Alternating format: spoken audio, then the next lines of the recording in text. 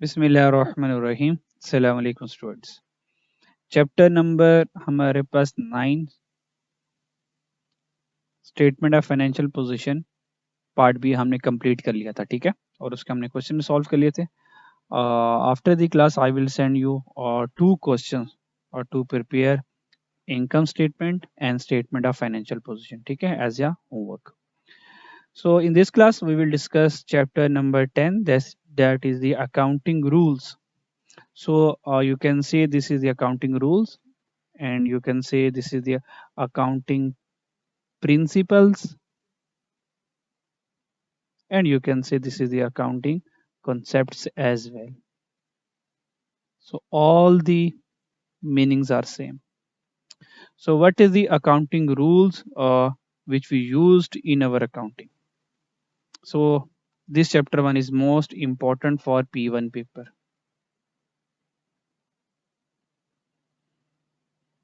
So most of the exam question will come from this topic.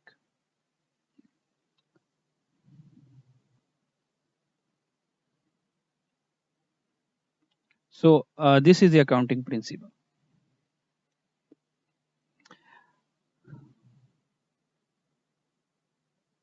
Accounting principle. Accounting principle are sometimes referred to as accounting concept that I already told you. These are also known as accounting concepts and conventions. A concept is a rule which set down how the financial activities of a business are recorded. ये जो जितने भी accounting principles हैं, ये principles देखें, principles कहते हैं laws को, कानून को. प्रिंसिपल कहते हैं ये लॉज हैं, ये कानून है, प्रिंसिपल्स है. विदाउट प्रिंसिपल कोई भी जो असूल बना ले, प्रिंसिपल्स यहाँ पे असूल होते हैं. देखें, कोई भी असूल अगर ना हो, असूलों के बगैर जिंदगी नहीं गुजरती. ये असूल है कि सुबह को सूरज निकलेगा, दिन स्टार्ट होगा, फिर सूर्य गुरूब हो जाएगा, राम का वक्त है. ये एक असूल चल रहा है, ठीक है. और कुछ डिसिप्लिन लाइफ को मेंटेन करने के लिए कुछ हमने असूल बनाए होते हैं, ठीक है. जैसे कि ट्रैफिक के कुछ असूल बनाए हुए हैं कि जब भी रेड लाइट हुआ करेगी सारे रुक जाया करेंगे और अपनी बारी का इंतजार करेंगे, अपनी मूवमेंट का इंतजार करेंगे और बाकियों को मौका देंगे मूव करने का. और जब आपकी ऑरेंज लाइट होगी, you have to start to go. और जब ग्रीन लाइट होगी, नाउ यू कैन मूव. तो ग्रीन लाइट पर ही हमने मूव करना है, हमने एक असूल बना लिया. तो सबको इस असूल के मुताबिक चलना है. अब मसला कब खराब होगा? जब लोग इस असूल को तोड़ेंगे. जब रेड लाइट पर रुकना होगा, लोग नहीं रुकेंगे, तो क्या होगा? क्लैप्स होंगे, एक्सीडेंट्स होंगे, ठीक है. तो इसी तरह जिंदगी को गुजारने के लिए हमने कुछ जिंदगी में, लाइफ में कुछ असूल्स बनाए होते हैं. इसी तरह अकाउंटिंग प्रिंसिपल्स को मानना, उसको फॉलो करना, ये अकाउंटेंट के लिए बड़ा जरूरी है, वरना सबकी अकाउंटिंग जो है अपनी अपनी मर्जी की हो जाएगी, ठीक है. जैसे कि अगर हम कोई रेसिपी तैयार करें, कोई खाना तैयार करें, when you are making some food, so we have to follow the ingredients, 1 tablespoon this, 1 tablespoon this, 1 tablespoon this, 1.5 this. So उस प्रिंसिपल के अकॉर्डिंग ही हमारा जो खाना है वो बेहतरीन बनता है, ठीक है. अगर हर कोई अपनी मर्जी करना शुरू हो जाए, वो सारा के सारा जो खाना होगा वो खराब हो जाएगा. इस तरह जब हम अकाउंटिंग प्रिपेयर करते हैं, जब हम बुक्स ऑफ अकाउंटिंग करते हैं, अकाउंटिंग को रिकॉर्ड करते हैं, तो हम क्या करते हैं? इन अकाउंटिंग प्रिंसिपल्स को फॉलो करते हैं. ओके. सो इन सब में सबसे पहले जो अकाउंटिंग प्रिंसिपल हम पढ़ने जा रहे हैं, the first accounting principle which we are going to study, that is the business entity concept. Business entity concept क्या है? बिजनेस एंटिटी कॉन्सेप्ट ये कहता है, बस ये अपनी बात याद रखनी है, ये हाईलाइटेड बात बस आप याद रखें. Business entity principle, accounting and business is treated as being completely separate from the owner of business. बस ये जो ऑलरेडी हाईलाइटेड लाइन है ना, बस ये हमारे लिए कीमती है. बस हमें ये याद रखना, ठीक है. तो बिजनेस एंटिटी कंसेप्ट ये कहता है कि this is a business. For example, this is a business, although ये बिजनेस ओनर का ही है, ये बिजनेस ओनर का ही है, और ये मान लें कि owner himself, this is the owner, you can say owner of a business. ये बिजनेस आ गया और ये बिजनेस का मालिक आ गया, this is the owner of a business. तो बिजनेस एंटिटी कंसेप्ट ये कहता है, बेशक owner this is your business, you and business are same in the eye of society, in the eye of law, लेकिन मेरे कंसेप्ट के नजदीक तुम दोनों डिफरेंट पर्सनैलिटी हो। सो बिजनेस एंटिटी कंसेप्ट ये कहता है कि owner is a separate person from his business. So, or you can say, business is a separate legal entity. Business is a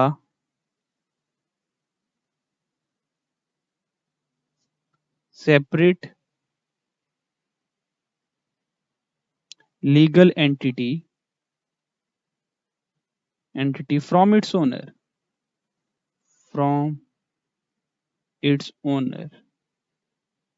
यानी कि बिजनेस एंटिटी के नजदीक बिजनेस अलग करेक्टर है और ऑनर अलग करेक्टर है, ये दोनों एक नहीं है। अगर ये दोनों एक नहीं है तो बिजनेस एंटिटी कंसेप्ट ये कहता है, ऑन बिजनेस तुमने अपनी इनकम रिकॉर्ड करनी है जो तुमने कमाया, तुमने अपने एक्सपेंस को रिकॉर्ड करना है जो तुमने एक्सपेंस इंकर्ड किए हैं। Business you doesn't allow to record owner expense. ये इनकम कौन सी होगी? यू कैन से बिजनेस की। ये एक्सपेंस कौन सा रिकॉर्ड करेगा? बिजनेस। यानी कि बिजनेस सिर्फ अपना एक्सपेंस रिकॉर्ड करेगा। Business is not allowed, business you are not allowed, your business is not allowed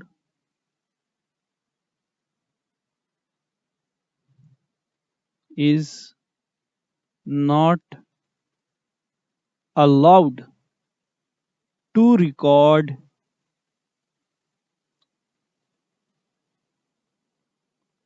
owners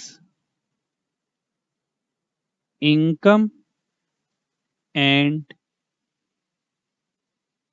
expenses। That's why जो ओनर जो है बिजनेस में से ड्राइंग्स करता है, तो बिजनेस एंटिटी कंसेप्ट के अकॉर्डिंग हम क्या करते हैं, उस ड्राइंग्स को कॉस्ट ऑफ सेल में से माइनस कर देते हैं और बैलेंस शीट में जाके हम कैपिटल में से ड्राइंग्स माइनस कर देते हैं। क्यों माइनस करते हैं? और कॉस्ट ऑफ सेल से ड्राइंग्स, इसकी बेस्ट एग्जांपल है ड्राइंग्स, इसकी बेस्ट एग्जांपल है ड्राइंग्स। हम ड्राइंग्स क्यों माइनस करते हैं? क्योंकि ड्राइंग्स जो हैं ये बिजनेस का एक्सपेंस नहीं है। तो देखें, ड्राइंग्स को हम एक्सपेंस में इंक्लूड लिखते ही नहीं है। तो that's why we deduct drawings from the cost of sale and also we deduct drawings from the capital as well in the balance sheet, because drawing is not a business expense, so it's a owner expense। so business क्या करेगा? अपने खर्चे record करेगा, ठीक है। और owner क्या करेगा? ओनर तुम अपनी सेपरेट एक किताब बना लो, घर की किताब बना लो, ठीक है। तो तुम अपनी इनकम रिकॉर्ड करोगे और तुम अपने खर्चों को रिकॉर्ड करोगे, तुम्हारा बिजनेस से कोई ताल्लुक नहीं है। So drawings is not a business expense. ये बिजनेस एक्सपेंस नहीं है। So this is the concept of business entity, got it? Yes, any confusion? Yes student।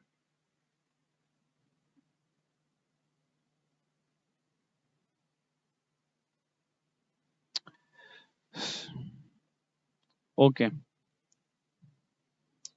Next चलते हैं। So the next concept is that is the consistency। so second accounting principle, or you can say accounting concept, that is the consistency। Depreciation हमने पढ़ी थी,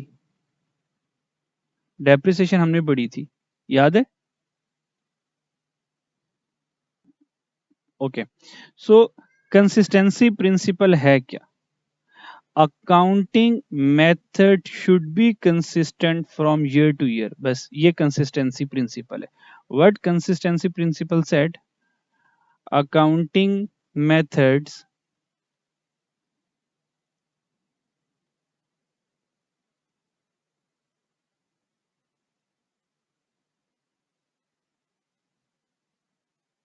accounting methods must be consistent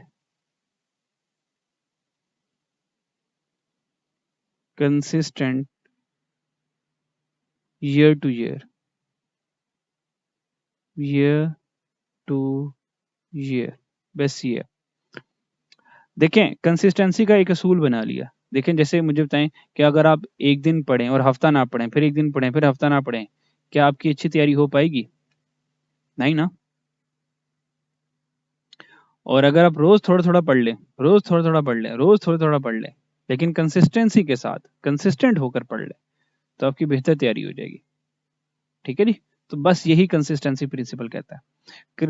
consistent principal ये कहता है कि accounting method, business जो तुमने accounting method use किया है, जो भी मेथड यूज कर लो, हमें इससे कोई लेना देना नहीं है, कौन सा मेथड यूज कर, जो मर्जी कर लो, लेकिन एक मरतबा जो मेथड यूज कर लिया, बस अब हर साल उसी मेथड को चलाना है, जब तक कि कोई सॉलिड रीजन ना हो तुम्हारे पास उस मेथड को चेंज करने की। तुम मेथड चेंज नहीं कर सकते, अपनी मनमानी नहीं कर सकते। फॉर एग्जाम्पल, जैसे कि हमारे पास आगे आने वाले टॉपिक में टॉपिक आएगा, that is the depreciation. Depreciation असल में इस ये जो अकाउंटिंग कॉन्सेप्ट प्रिंसिपल्स है ना, इनको at the end of the chapter होने चाहिए या मिड ऑफ द चैप्टर होने चाहिए, जब तक आप सारे कॉन्सेप्ट पढ़ लें। देखें आपको पता नहीं डेप्रिसिएशन क्या है। अब देखें कंसिस्टेंसी का प्रिंसिपल आ गया और आपको पता ही नहीं डेप्रिसिएशन क्या है, तो अब मैं जब डेप्रिसिएशन की एग्जांपल दूंगा तो आप उस तरीके से पिक नहीं कर पाओगे। राइदर हम ये कॉन्सेप्ट पढ़ते, ये अकाउंटिंग प्रिंसिपल जो चैप्टर 6 से पढ़ते, ये तब पढ़ते जब मैं आपको डेप्रिसिएशन पढ़ा चुका होता। ठीक है, जब मैं आपको बाकी अकाउंटिंग के जो मेथड्स हैं वो पढ़ा चुका होता, फिर जब हम ये पढ़ते accounting rules, accounting principles, so better understanding तब होती। खैर चलो अब आ गया तो कवर कर लेते हैं। तो डेप्रिसिएशन हमारे पास एक मेथड होता है। ठीक है, ये है क्या, इंशाल्लाह later on we will discuss on it, will make discussion on it. Okay, so depreciation है क्या? हमारे पास जो नॉन करंट एसेट्स हैं उनकी वैल्यू में कमी, so the reduction in value of non current asset with the passage of time, that is the depreciation. reducing the value of fixed assets, reducing the value of fixed asset by using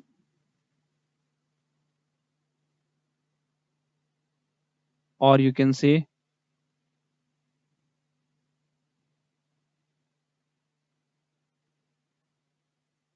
with the passage of time।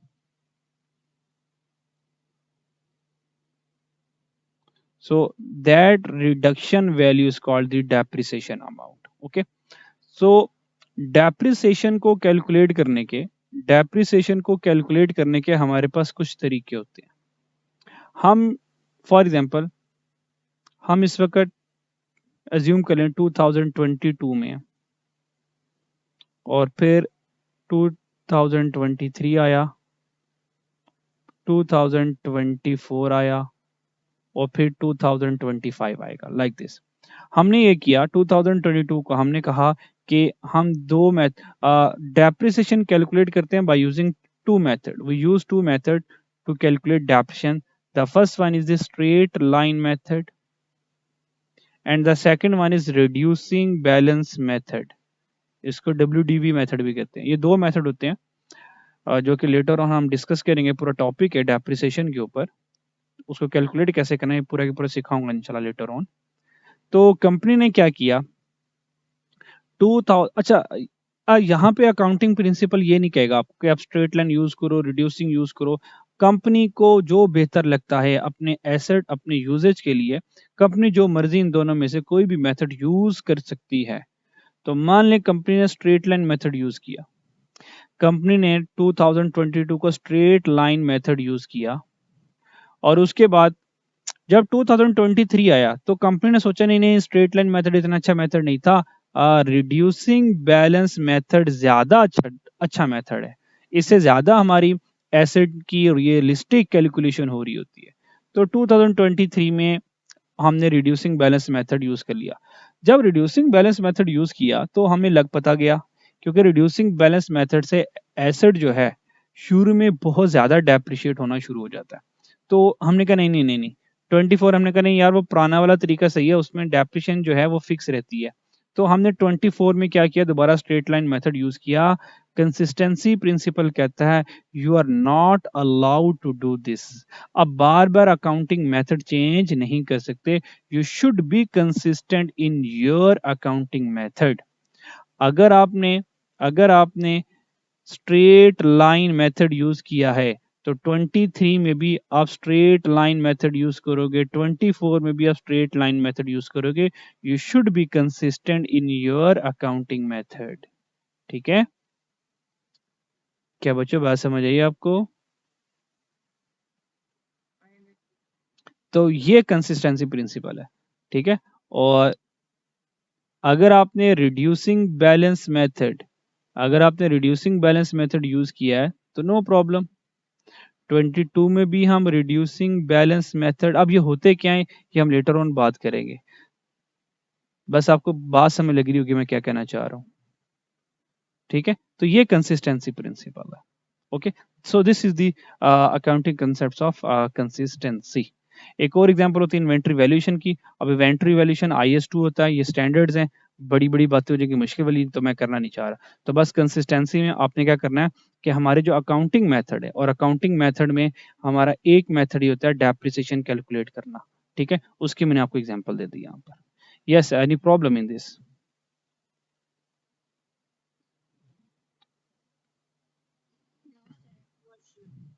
Okay, so the next concept is the duality concept.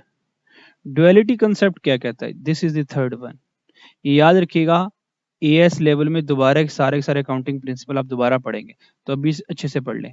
Duality concept ये कहता है every accounting transaction has dual effect. Every accounting transaction has dual effect. So हर एक transaction के dual effect होंगे, यानी कि एक डेबिट इफेक्ट होगा और एक क्रेडिट इफेक्ट होगा, बस ये ड्युअलिटी कंसेप्ट होता है। ठीक है, every transaction has to aspect, एक डेबिट और एक क्रेडिट। फॉर एग्जांपल, अगर हम इसकी एग्जांपल लें, अगर हमने कैश परचेजेस किए तो कैश परचेजेस की एंट्री क्या होगी?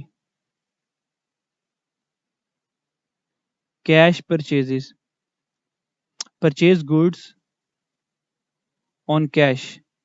जी, एंट्री करेंगे, इसकी एंट्री क्या होगी?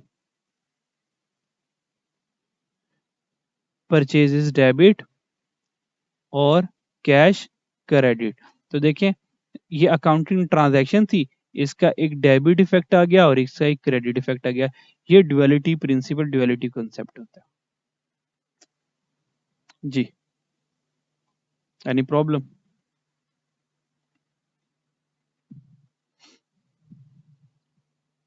जी बच्चों, मुझे साथ साथ बताते रहें ताकि मुझे पता चलता रहे that you are considering this concept and you are acknowledged.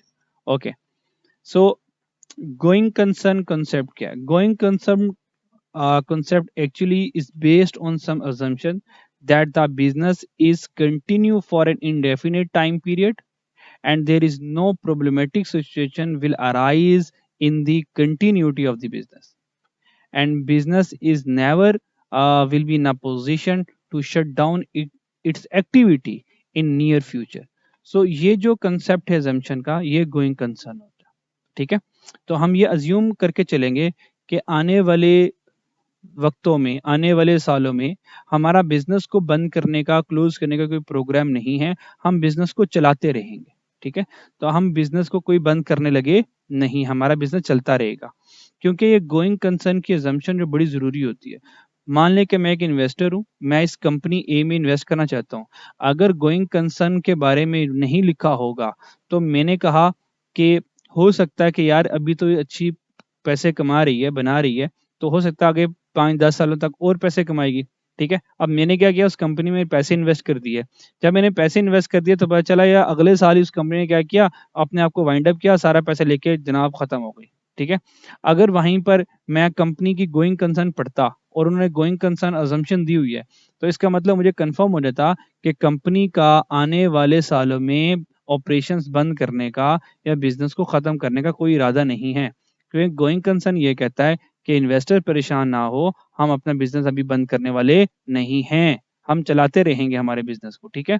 So it is assume that business will continue to operate for indefinite period of time and there is no intention to close down business or reduce the size of business by any significant amount. तो ये हमारे पास going concern principle होता है। Okay जी students, any problem in the going concern principal?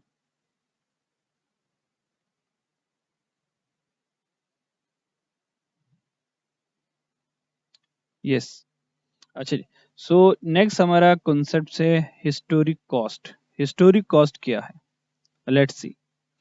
Historic cost में accounting principle ये कहता है कि ऑल एसेट्स, जितने भी आपके एसेट्स होंगे, एंड एक्सपेंस और एक्सपेंसेस, एसेट और expenses are initially recorded in the ledger account at their actual cost. वो जो अपनी एक्चुअल कॉस्ट पर होंगे, उनको अपनी एक्चुअल कॉस्ट के ऊपर ही आपने रिकॉर्ड करना है, बस। ठीक है जी। अच्छा, अब ये वाली बात समझ आई नहीं होगी, ठीक है। मिसाल के तौर पे मैं आपको समझाता हूँ। हमारे पास अकाउंटिंग में एक कॉन्सेप्ट आता है कि हम अपनी इन्वेंट्री, इन्वेंट्री क्या होती है बच्चों? What is inventory? What is inventory?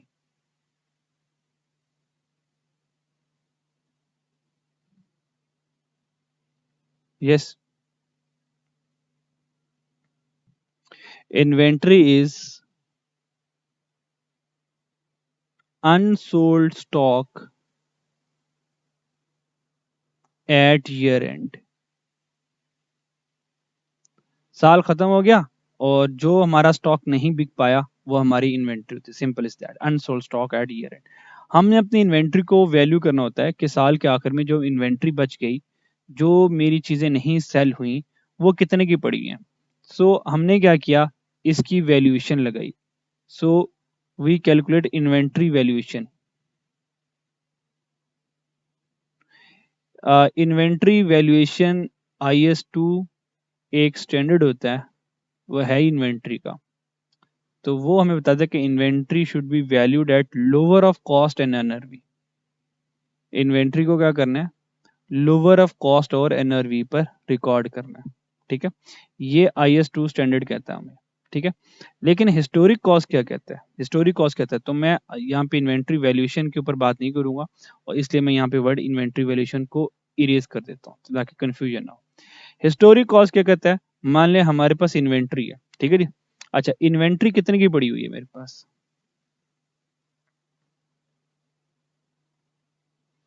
Inventory की जो कॉस्ट है, यानी कि जो मेरी किताबों में इन्वेंट्री पड़ी हुई है, फॉर एग्जाम्पल, फॉर इंस्टेंस, वो मेरे पास $2000 पड़ी हुई है, ठीक है।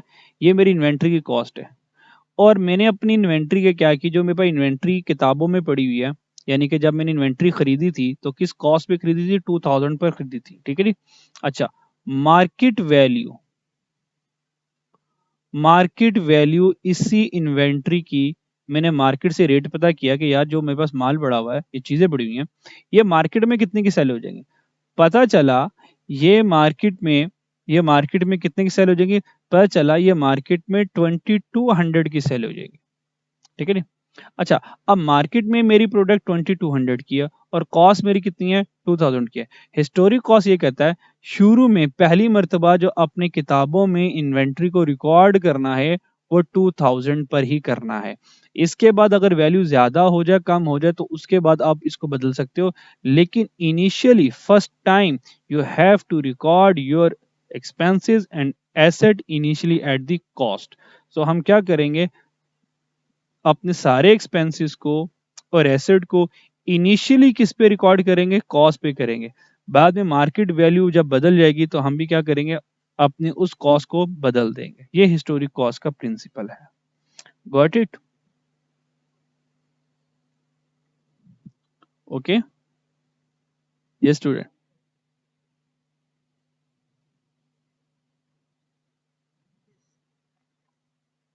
ओके,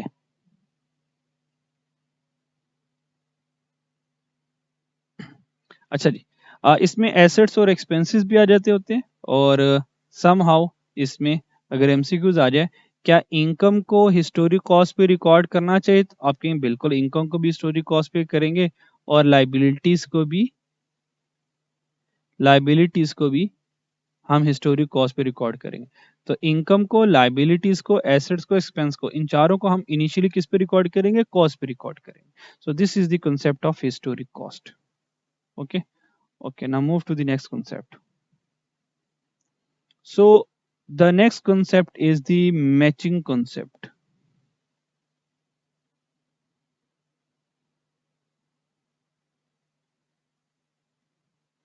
Matching concepts क्या है? Let's see. This is the concept number 5. This is concept number 6.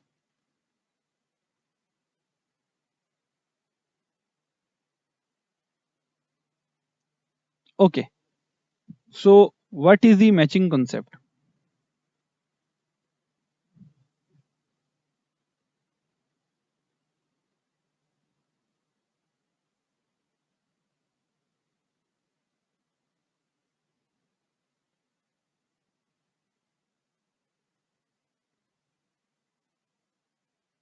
Matching concept हमें क्या कहता है? Income must match with your expenses. Matching concept ये कहता है income must match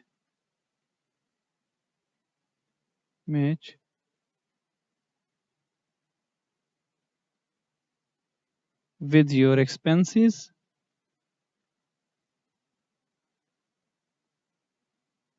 in the same accounting period. In the same accounting period. For example, हम कह सकते हैं कि year 2024, ठीक है। इस 2024 में जो आपने इनकम कमाई, मुझे ये बताएं, क्या इनकम, अगर हमारा ट्रेडिंग बिजनेस है, क्या हमने एक्सपेंस के बगैर इनकम कमाई होगी? बताएं जरा। देखिए, मोबाइल खरीदूंगा तो बेचूंगा ना, क्या ख्याल है आपका, क्या कहना है इसके बारे में? मोबाइल खरीदूंगा तो बेचूंगा, ठीक है। तो income must match with your expense. जो आपका इनकम है वो एक्सपेंस से मैच करे, और जो आपका एक्सपेंस है वो आपकी इनकम से मैच करे। इसका मतलब क्या? इसको सपोर्ट करता है अक्रूवल कंसेप्ट। अक्रूवल कंसेप्ट यहाँ पे लिखा हुआ है। The matching principle is also refer to as accrual principle. ये बात अक्रूवल कंसेप्ट आपको बेहतर समझाएगा, ये बात आपको अक्रूवल कंसेप्ट से बेहतर समझ लगेगी। अक्रूवल कंसेप्ट क्या कहता है? मैचिंग कंसेप्ट अक्रूवल कंसेप्ट की यू कैन से कि रिफाइंड फॉर्म है। अक्रूवल कंसेप्ट क्या कहते हैं? ये दोनों एक ही हैं, ये दोनों एक ही हैं। Account matching concept, accrual concept दोनों एक ही हैं, ठीक है। लिटिल सा, स्लाइटली सा, थोड़ा सा फर्क है। अक्रूवल कंसेप्ट क्या कहते हैं? Expenses are to be recognised when it's incurred. Accrual concept क्या कहते हैं? expenses are to be recognized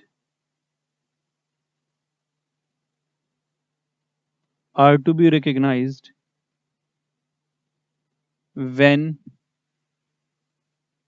it's incurred. इसका मतलब क्या हुआ? अक्रूवल कंसेप्ट कहता है भाई, जब एक्सपेंस इंकर हो गया, आपको पता है खर्चा हो गया, उस खर्चे को क्या कर लो? रिकॉग्नाइज कर लो। Recognise mean you have to record it. Recognise mean record. जब आपका खर्चा इंकर हो गया, जब आपका खर्चा हो गया, तो उसको खर्चे को क्या करो, उस एक्सपेंस को क्या करो, रिकॉर्ड कर लो। तो हमने कहा यार खर्चा तो हो गया लेकिन पैसे नहीं दिए हमने, तो आगे अक्रूवल क्या कहता है, मुझे इससे कोई लेना देना नहीं है।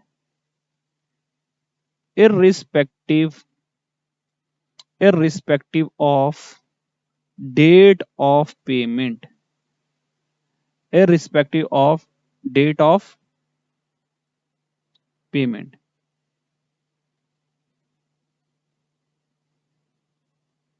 और you can say irrespective of payment, के बेशक तुमने एक खर्चा तुम्हारा हुआ, बेशक तुमने पेमेंट नहीं की तो कोई मसला नहीं है, खर्चा हो गया, ठीक है, मानते हो खर्चा हो गया, हमने कहा हाँ हाँ, क्योंकि वो इंकर हो चुका, खर्चा इंकर हो चुका, खर्चा हो चुका।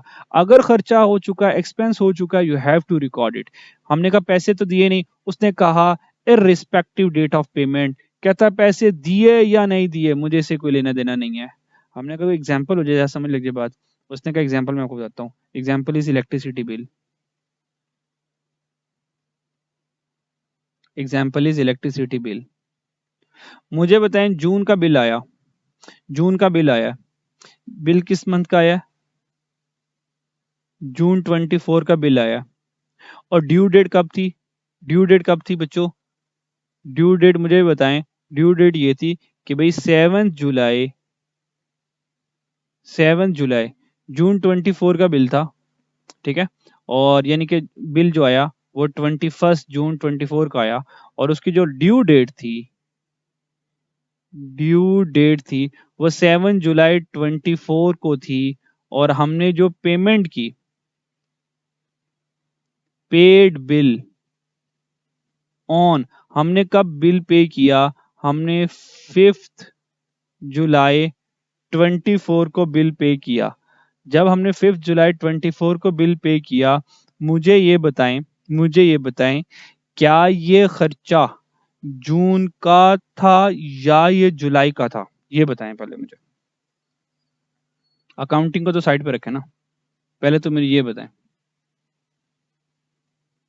क्या ये बिजली का बिल का जो खर्चा है ये जून का खर्चा है या जुलाई का खर्चा, ये बताएं। घरों में बिल आते हैं ना हमारे, तो अगर जून का बिल आया, जून में बिल आया और हमने जुलाई में पे किया, क्या ये जून का खर्चा था, जून का बिल था या जुलाई का बिल था? जी बच्चों,